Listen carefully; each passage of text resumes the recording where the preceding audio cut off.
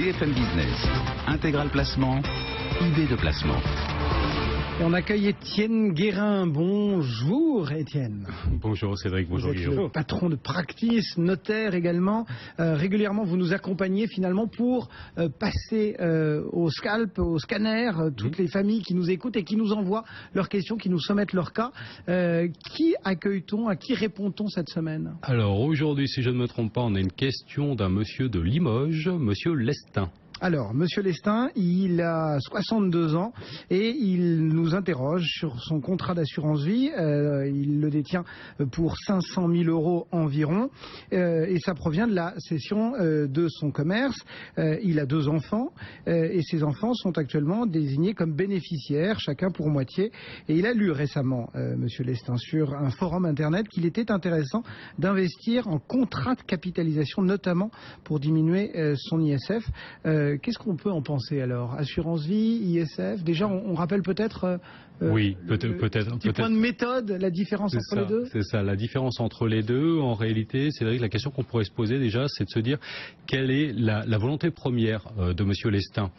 Si je regarde du côté de l'assurance vie, pour le dire très simplement, l'assurance vie, ça va me permettre de gérer des actifs financiers, soit comme monsieur Lestin, un capital qui est issu de la cession d'un fonds, soit simplement lorsque je mets de l'argent régulièrement de côté pour me préparer ma retraite, par exemple avoir un capital retraite.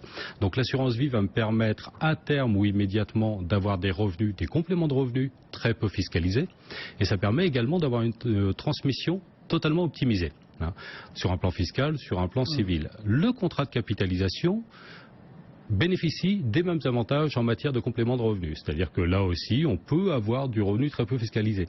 Il a un autre avantage extrêmement fort, ce contrat de capitalisation, notamment si vous êtes soumis à l'ISF, c'est que la totalité des intérêts qui sont générés sont exonérés.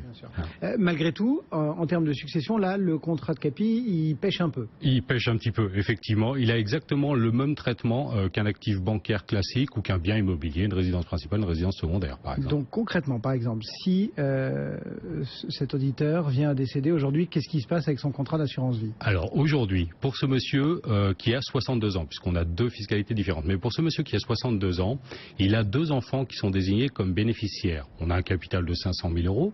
Ça veut donc dire que chacun des enfants serait réputé pouvoir percevoir 250 000 €. Vous avez en matière d'assurance vie un abattement qui va au-delà de l'abattement de droit commun. Vous savez qu'on a un abattement de 100 000 € par enfant, par exemple. En assurance vie, vous avez un abattement supplémentaire de 152 500 €. Ça, c'est le premier point. Ça veut dire que si on raisonne très simplement, 250 000 de capital, 152 500 €, disons, allez, 100 000 € de base taxable, soumise à imposition.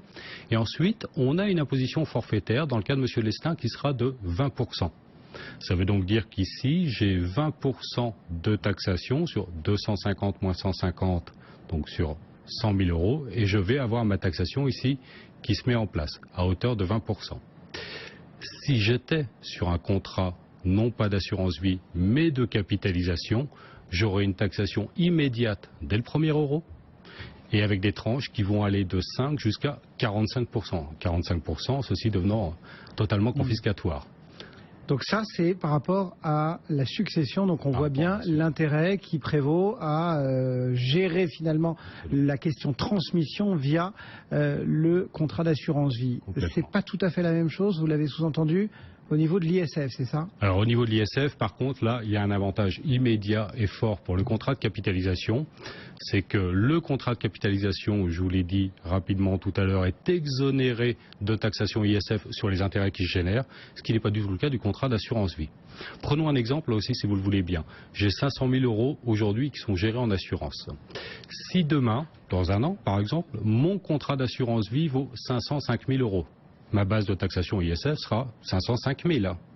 Si mon contrat de capitalisation, lui, passe de 500 000 à 505 000, en matière d'ISF, je ne serai taxable que sur 500 000. Donc je m'exonère des 5 000 € de taxation.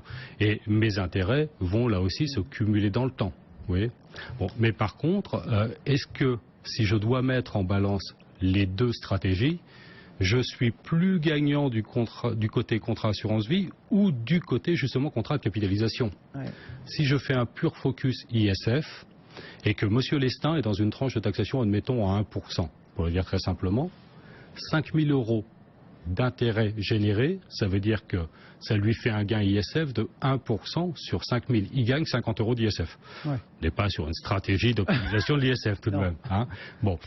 Par contre, en matière de transmission, les 500 000 € ou 505 000 € du contrat de capitalisation de M. Lestin seront taxés dès le premier euro et compte tenu de son patrimoine peut-être rapidement à 30 voire 40%, ce qui n'est pas le cas de l'assurance vie. Donc, quelle stratégie patrimoniale on doit développer dans ces cas-là? Il faut vraiment privilégier l'une des deux enveloppes ou est-ce qu'on peut jouer un peu sur les deux enveloppes pour optimiser et sa vie, donc son ISF, et sa mort avec sa transmission? Oui, ce serait l'idéal. En réalité, on peut jouer sur les deux, mais d'abord en hiérarchisant bien ce que l'on souhaite faire. Quelle est d'abord la volonté première de M. Lestin? Si c'est uniquement la transmission, je pencherai plutôt du côté de l'assurance vie. Si la volonté est marquée également en matière d'ISF, on pourrait lui conseiller d'arbitrer une partie de son contrat d'assurance vie sur un contrat de capitalisation et puis ensuite de partir sur des stratégies éventuellement de transmission, donc de donation-partage là aussi du contrat de capitalisation en propriété. On peut cumuler plusieurs dispositifs pour répondre finalement à toutes ces préoccupations à ce monsieur.